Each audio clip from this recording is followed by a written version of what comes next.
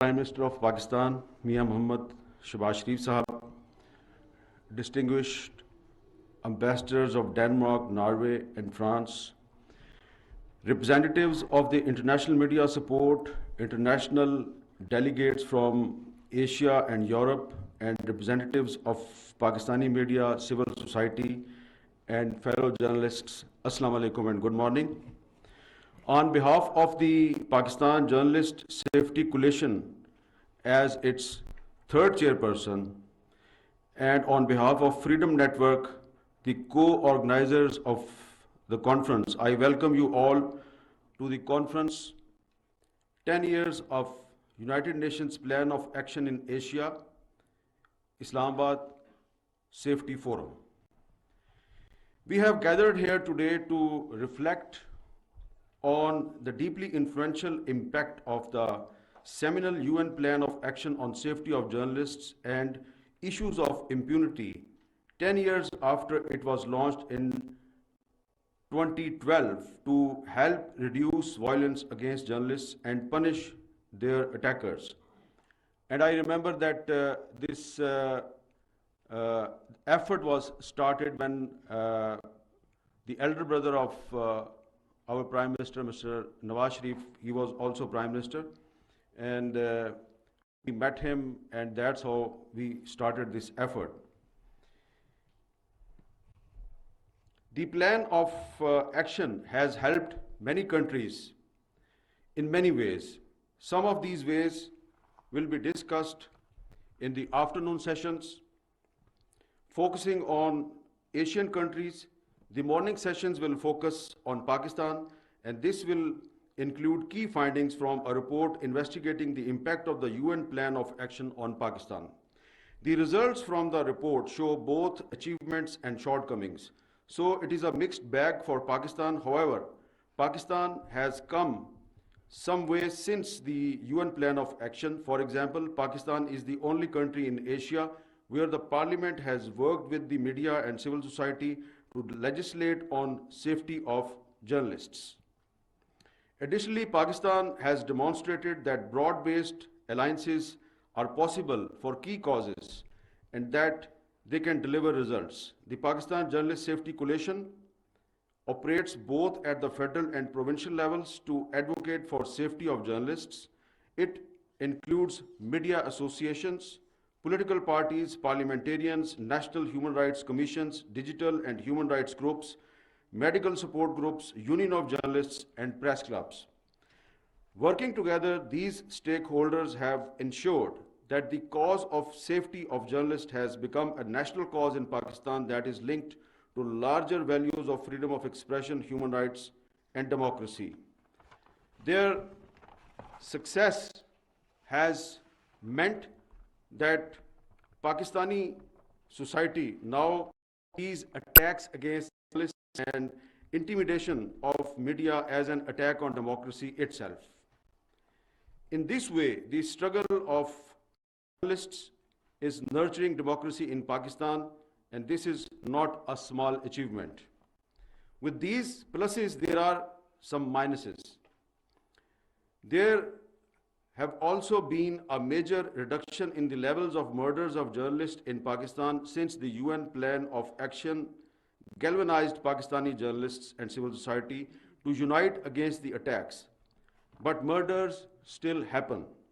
Sometimes Pakistani journalists are not safe even outside Pakistan, like Arshad Sharif. The murders of only 2 journalists out of 53 journalists killed in Pakistan in the last 10 years have been convicted. And Pakistan must improve its capture and conviction of attackers of journalists. All the journalists killed in the line of duty, including Arshad Sharif, must get justice. And we are thankful to Prime Minister Shehbaz Sharif that he wrote a letter to the Chief Justice of Pakistan for making a commission to investigate the assassination of Arshad Sharif. And last year, when Prime Minister Shehbaz Sharif was in opposition, and our colleagues Asad Tur and Absar Alam were attacked in Islamabad, so he not only visited them, but also raised voice against violence against journalists. Now he is the Prime Minister, and we hope that he will try his level best to find out the culprits who attacked Asad Tur and Absar Alam.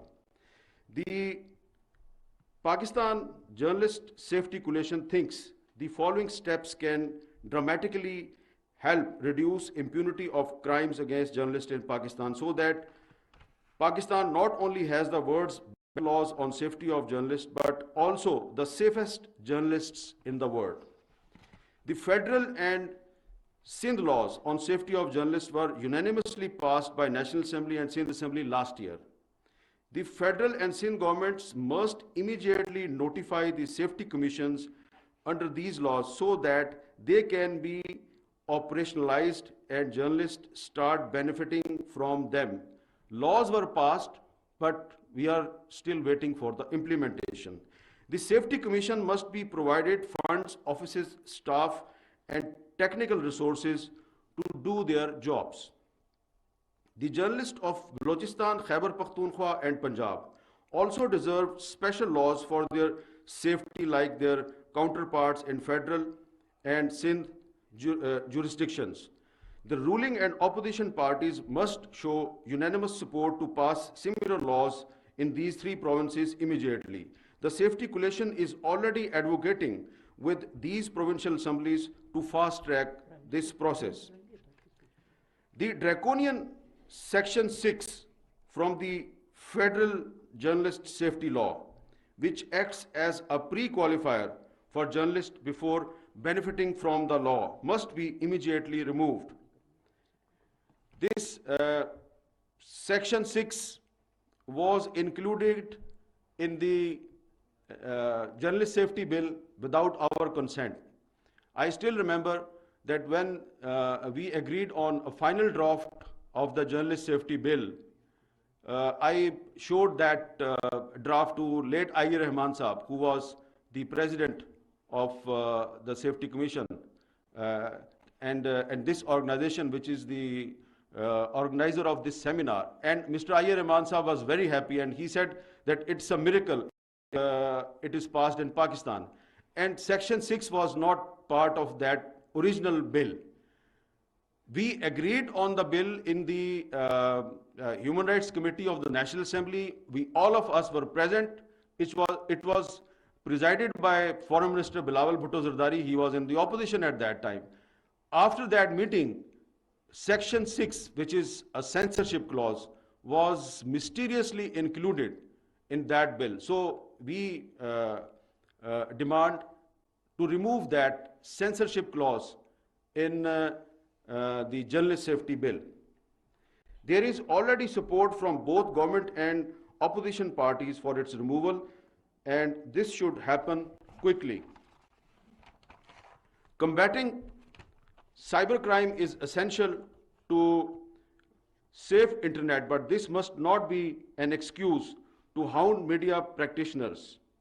As repeatedly stated by the Honorable Islamabad High Court, journalists must be taken out of the purview of any restriction on online expression through laws such as PICA or other regulations. The federal and provincial government must announce support for an end to restrictions, attacks, and intimidation of women journalists, both offline and online, because without women's safety able to practice journalism, Pakistan cannot have public interest journalism. And I must mention the name of Asma Shirazi Sahaba, Nigat Dad Sahaba, and some other female journalists who are present here. And they are living example of courage and bravery, because they faced online harassment very bravely, and we must salute their bravery. The National Commission on Human Rights, the National Commission on Status of Women, the Human Rights Commission of Pakistan, and the Pakistan Journalist Safety Coalition should form an alliance for this purpose.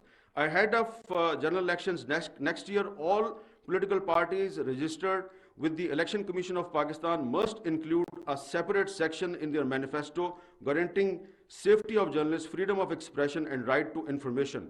We believe these widely supported steps can dramatically put Pakistan in the top ranks of the safest countries to practice journalism. In the end, I would like to thank my colleagues at the Pakistan Journalist Safety Coalition, especially Iqbal Khatak Saab and Adnan Rahmat Saab, for facilitating this conference, UNESCO, the Pakistan Federal Union of Journalists, and the international media support, Reporters Without Borders, for supporting cause of India freedom and safety of journalists throughout these years. And we are all grateful to the Prime Minister, Mia Mohammad Shehbaz Sharif Saab, and his Information Minister, Saiba, who is not here due to a death in her family, for their gracious time and support for the journalists for Pakistan. Once again, thank you, all of you.